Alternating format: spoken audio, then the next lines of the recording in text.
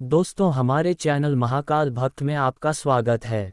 दोस्तों, भगवान के साथ होने पर मिलते हैं यह 8 संकेत। मित्रों, वैसे तो सुख दुख, लाभ हानि, यश अपयश जीवन के हिस्से हैं और यह सब तो आते जाते ही रहते हैं। लेकिन कुछ लोग अपने जीवन में इतने निराश हो जाते हैं कि उन्हें लगता है कि भगवान को उनकी कोई परवाह नहीं है। कुछ लोग ये सोचने लगते हैं कि भगवान है भी या नहीं। लेकिन हम आपको इस वीडियो के माध्यम से बताने जा रहे हैं 8 ऐसे संकेत जिनके बारे में हमारे शास्त्रों में बताया गया है, और ऐसे संकेतों का मिलना इस बात का साक्षी है कि भगवान आपसे प्रेम करते हैं। दरअसल भगवान अपना प्रेम सभी को अलग अलग रूपों में दिखाते हैं। भागवत में वर्णन आता है कि पांडवों की माता कुंती भगवान से विपत्ति मांगती हैं। कुंती महारानी कहती हैं कि जब जब हम पर विपत्ति आई तब तक आप हमें बचाने के लिए उपस्थित थे, लेकिन जब आपने हमें हमारा राज्य वापस जितवा दिया तो आप द्वारका जा रहे हैं।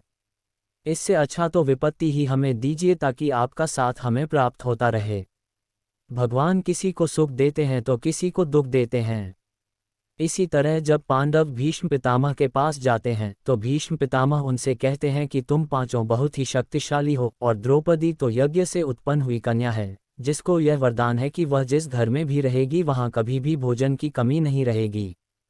फिर भी तुम लोगों को इतना दुख देखने को मिला, तुम्हारा राज्य छीन लिया गया और तुम्हें अन्याय से वन में भेज दिया गया।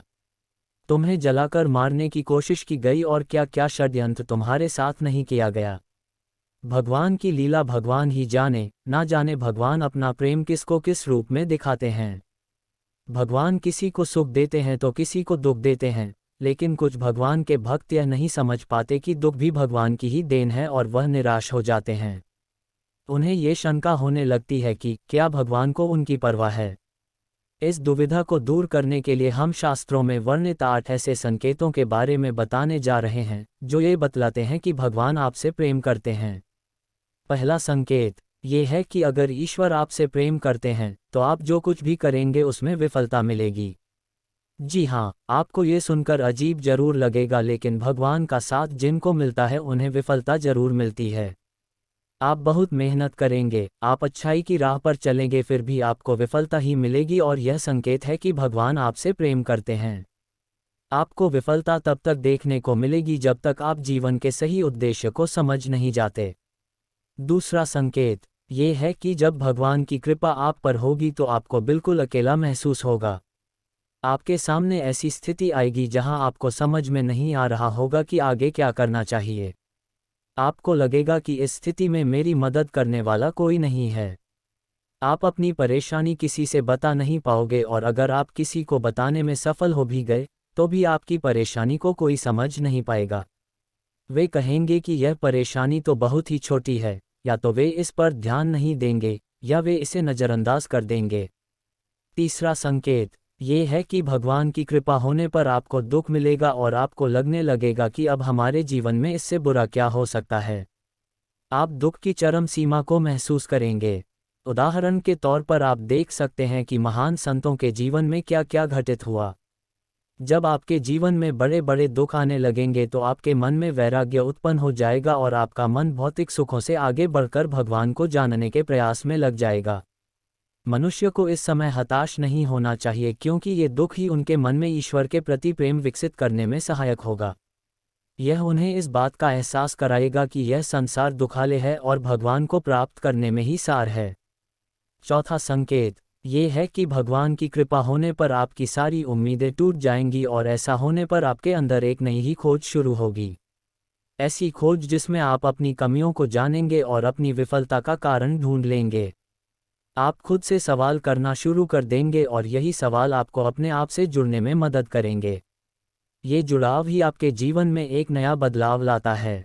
पांचवा संकेत ये है कि भगवान अगर आपके साथ हैं तो आपके चरित्र में बदलाव होने लगता है। जब आप खुद से जुड़ते हैं और अपनी खामियों को जानते हैं तो आप इनमें सुधार करने का भी प्रयास करते हैं। इससे आप अपने आप को बदलने की प्रक्रिया शुरू कर देते हैं। आप पहले से अधिक शांत और स्थिर हो जाते हैं।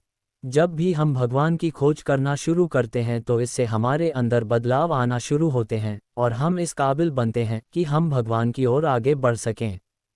छठा संकेत ये है कि आपका किसी भी चीज़ में हार और जीत से मन ऊपर उठ जाएगा। ये समय होगा जब आप पूरी तरह बदल चुके होंगे और आपका जीवन को देखने के नज़रिए में परिवर्तन आ चुका होगा।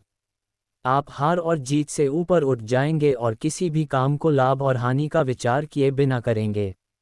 इस तरह की स्थिति होने पर आप बाहर हो रही चीज़ों से विचलित नहीं होंगे और अपने अंतर्मन में ही स्थिर रहेंगे।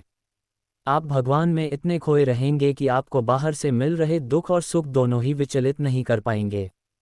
सातवां संकेत एक परीक्षा के रूप में होता है। जब आप भगवान की भक्ति में संलग्न हो जाते हैं तो आपके जीवन में एक ऐसी स्थिति आती है जिसमें हर चीज़ आपको सहज ही प्राप्त होने लगती है। सातवें संकेत में आपके पास सारे ऐश्वर्य अपने आप ही आने लगते हैं और आपको उसमें आसक्त होने से बचना होता है। आपको सारी चीज़ें जो संसार में प्राप्त करना मुश्किल है, जैसे कि धन, ऐश्वर्य, मोक्ष इत्यादि सहज ही प्राप्त होने लगते हैं। ऐसे में आपकी परीक्षा होती है कि आप इन चीज़ों से आसक्त ना हो और आपका मन भगवान में ही लगा रहे। अगर आप इस परीक्षा को पास कर जाते हैं तो आप आठवें संकेत की ओर बढ़ते हैं। आठवें संकेत में आप भगवान से मिल सकते हैं और उनसे बात कर सकते हैं जैसे कि आप एक आम आदमी से इस वक्त करते हैं। इस संकेत के मिलने के बाद आपके मन में ज़रा भी संशय नहीं रह जाएगा कि भगवान आपके साथ हैं या नहीं, क्योंकि आप हर समय भगवान के साथ रहेंगे। दोस्तों, ये थे विभिन्न शास्त्रों में दिए गए कुछ संकेत जिनके मिलने पर आप समझ सकते हैं कि भगवान आपसे प्रेम करते हैं। ये सब सुनने में अजीब जरूर लग रहे होंगे, लेकिन इनका विवरण कुछ इसी प्रकार दिया गया है। भागवत के एक श्लोक में भगवान स्वयं कहते हैं कि मैं जिस पर कृपा करता हूँ उसका धन हर लेता हूँ। धन चले जाने से उसके सगे संबंधी उसे छोड़ देते हैं और वह तरह तरह के दुख पाता है। दोस्तों, अगर आप ऐसा ही कंटेंट हर रोज देखना चाहते हैं तो हमारे चैनल को सब्सक्राइब जरूर करें और कमेंट में हर हर महादेव जरूर लिखें।